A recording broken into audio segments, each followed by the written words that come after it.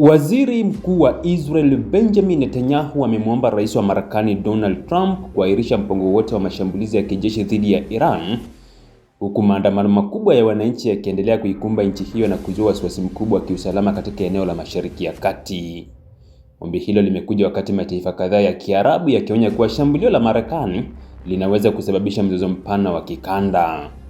Netanyahu alizungumza na Trump Jumatano, siku hiyo hiyo ambayo rais wa Marekani alisema kuwa amepata taarifa kwamba serikali ya Iran imepunguza matumizi ya nguvu dhidi ya waandamanaji na kusitisha utekelezaji wa hukumu za kifo. Kauli hiyo ilionekana kama ishara ya Marekani kupunguza uwezekano wa mashambulizi ya haraka, ingawa maafisa waandamizi wa Marekani wamesema chaguo la kijeshi bado liko mezani na linategemea hatua zitakazochukuliwa na vyombo vya usalama vya Iran katika siku zijazo. Wakati huo huo, mataifa ya Qatar, Saudi Arabia, Oman na Misri ambao ni washirika wa karibu na Washington wamekuwa wakishinikiza Marekani isifanye shambulio dhidi ya Iran. Viongozi wa mataifa hayo wameeleza kuwa hatua ya kijeshi inaweza kuchochea mfululizo wa mashambulizi ya kulipiza kisasi na kuisukuma kanda nzima ya Mashariki ya Kati katika vita visivyotabirika. Aidha, mataifa hayo yamekuwa yakituma ujumbe kwa Tehran kuiomba Iran kujizuia kushambulia majirani wake endapo Marekani itaamua kuchukua hatua za kijeshi. Licha ya dalili za tahadhari kutoka kwa washirika wake, Marekani inaendelea kuimarisha uwepo wake wa kijeshi katika eneo hilo. Jeshi la Marekani limeanza kusogeza meli ya kubeba ndege ya kivita ya Abraham Lincoln kutoka bahari ya kusini ya China kuelekea Mashariki ya Kati, safari inayotarajiwa kuchukua takriban wiki moja. Sambamba na hilo, ndege mbalimbali za kivita zikiwemo za kushambulia na kujaza mafuta angani zinatarajiwa kupelekwa katika kanda hiyo, nyingi zikitoka barani Ulaya. Pentagon pia imeongeza usafirishaji wa mifumo ya ulinzi wa anga na makombora ya kuzuia mashambulizi ili kulinda vituo vya kijeshi vya Marekani, hususan kambi ya anga ya Al Udeid nchini Qatar, ambayo ni kituo kikubwa zaidi cha kijeshi cha Marekani katika Mashariki ya Kati.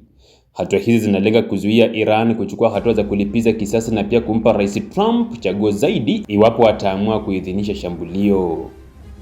Iran ina historia kubwa ya kujibu mashambulizi ya kijeshi kwa nguvu. Katika vita vya siku 12 vilivyotokea Juni mwaka jana kati ya Iran na Israel, Tehran ilirusha makombora ya masafa marefu kuelekea Israel, baadhi yakifanikiwa kupenya mifumo ya ulinzi na kusababisha vifo na uharibifu.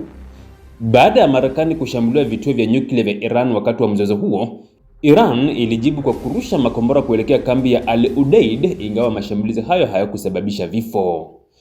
Huku hali ya kijeshi ikiongezeka, Iran imeendelea kukabiliwa na maandamano makubwa ya kupinga serikali tangu mwishoni mwa Desemba.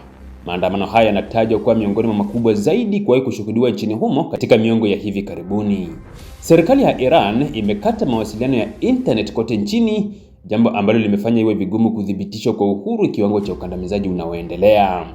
Kwa mujibu wa makundi ya haki za binadamu yenye makao yake makuu nchini Iran, maelfu ya waandamanaji wameuawa tangu maandamano yaanze, huku maelfu wengine wakijeruhiwa au kukamatwa.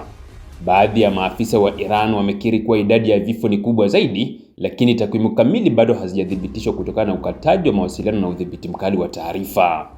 Wachambuzi wa masuala ya usalama wanaeleza kuwa serikali ya Iran inajaribu kutenganisha kati ya waandamanaji wa kawaida na wale inaowataja kuwa wahalifu au magaidi wanaoungwa mkono na mataifa ya kigeni, mkakati unaolenga kupunguza uungwaji mkono wa umma kwa maandamano na kuhalalisha hatua kali za kiusalama. Huku Trump akituma ishara mseto kuhusu mwelekeo wa sera ya Marekani, hatima ya mzozo huu bado haijawa wazi. Uamuzi wowote wa kijeshi unaweza kuibua mlipuko mpana wa migogoro katika Mashariki ya Kati, wakati juhudi za kidiplomasia zikionekana kuwa njia pekee ya kuzuia vita vikubwa katika kanda yenye mvutano mkubwa wa kihistoria.